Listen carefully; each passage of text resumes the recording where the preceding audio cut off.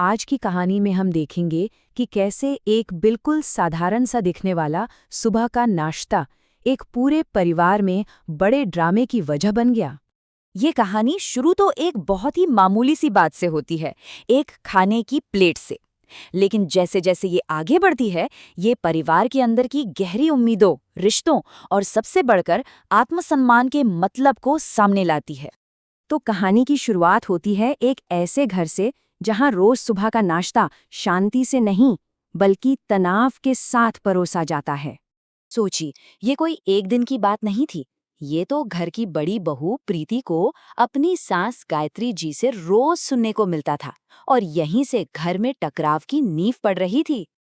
अब रोज रोज के इस तनाव से तंग आकर प्रीति के देवर आशीष ने एक सीधा सा हल निकाला। उसने फैसला किया कि भाई घर में शांति बनाए रखने के लिए बाहर से ही नाश्ता ले आया करेंगे। और यहीं नाश्ते की दुकान पर रोज आते जाते आशीष के दिमाग में एक कमाल का आइडिया आता है। एक ऐसा आइडिया जिसमें दुकान के मालिक की बेटी साक्षी भी शामिल थी। देखिए, प्लान कितना सोचा समझा था।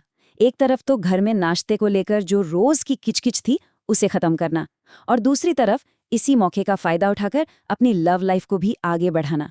क्या कमाल की तरकीब थी। और क्या कह सकते हैं, आशीष का ये प्लान तो मतलब एकदम परफेक्ट काम कर गया। साक्षी के हाथ के बने नाश्ते ने सबका दिल जीत लिया।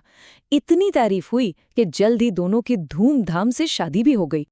अब घर में एक नई बहू के आते ही माहौल देखिए कैसे पलट गया। एक तरफ साक्षी थी जिसे सब मास्टर शेफ बुलाने लगे थे, और दूसरी तरफ प्रीति जिसे अब और भी ज्यादा नजरअंदाज किया जाने लगा। जाहिर है यहीं से उसके मन में जलन पैदा होने लगी। लेकिन साक्षी के इस नए मास्टर शेफ वाले स्टेटस के साथ एक नई प्रॉब्लम भी शुरू हो गई। अब उसके परिवार की जो नाश्ते की दुकान थी उसे घर के लोग एक मुफ्त का सामान देने वाली जगह की तरह देखने लगे। और प्रीति के पास तो एक सीधा सा जवाब था, अरे घर की ही तो दुकान है। बस यही कहकर वो साक्षी के मायके की दुकान से अपने रिश्ते का पूरा पूरा फायदा उठाने लगी। मतलब दुकान को तो जैसे अपनी जागीर ही समझ लिया था। कभी अपने भाई के लिए गुलाब जामुन जा रहे हैं, तो कभी दोस्तों के लिए काजू कतली के डिब्बे, रिश्तेदारों और पड़ोसियों के लिए भी नाश्ता मिठाई, सब वहीं से।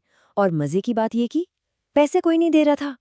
और फिर एक दिन साक्षी के पापा का फोन आता है, और वो काफी परेशान थे। उन्होंने कहा कि भाई दुकान से सामान तो ऐसे जा रहा है जैसे कोई भंडारा चल रहा हो, लेकिन बदले में पैसे तो एक भी नहीं आ रहे।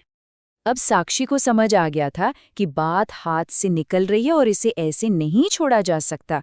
तो उसने फैसला किया कि अब लोहे को लोहे से ही काटना पड़ेगा, और प्रीति के ही तरीके को उसी के खिलाफ इस्तेमाल करना होगा। साक्षी ने भी वही किया। उसने अपने जेठ, जिनकी किराने की दुकान थी, उन्हें अपने पापा की दुकान के लिए जरूरी सामान की एक लंबी चौड़ी लिस्ट थमा दी, और इसे ऐसे दिखाया जैसे ये तो बस एक परिवार से दूसरे परिवार में सामान जा रहा है, इसमें क्या बड़ी बात है। और बस इसी बात पर घर में मच गया हंगामा। प्रीति गुस्से से आग बबूला हो गई और साक्षी पर इल्जाम लगाने लगी कि वो उनके परिवार का किराने का स्टॉक मुफ्त में लुटा रही है। साक्षी ने इस बार बिल्कुल शांति से जवाब दिया। उसने प्रीति का ही सवाल उसी से पूछ लिया। उसने सीधे सीधे दोनों बातों को आमने सामने रख दिया, और ये जो दोहरा बर्ताव हो रहा था उसे सबके सामने ले आई।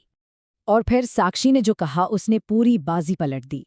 उसने साफ साफ कह दिया कि उसके परिवार का बिजनेस, उनकी मेहनत, ये सब कुछ उसके दहेज का हिस्सा नहीं है जिसका कोई भी इस तरह से फायदा उठाए। उस दिन पूरे परिवार को एहसास हुआ कि साक्षी बिल्कुल सही कह रही है। प्रीति को न सिर्फ अपनी हरकतें रोकनी पड़ी, बल्कि सबसे जरूरी बात, दुकान से लिए गए हर एक सामान का पूरा बिल भी चुकाना पड़ा। और तब जाकर घर में शांति बहाल हुई, लेकिन इस बार बराबरी की शर्तों पर। तो आखिर में ये कहानी सिर्फ एक बहू की जीत की नहीं है। ये हमें एक बहुत बड़ा सबक सिखाती है। ये हमें सम्मान, बराबरी और इस बात के फर्क को समझाती है कि परिवार में मिल बांट कर रहने और किसी का फायदा उठाने में क्या अंतर होता है।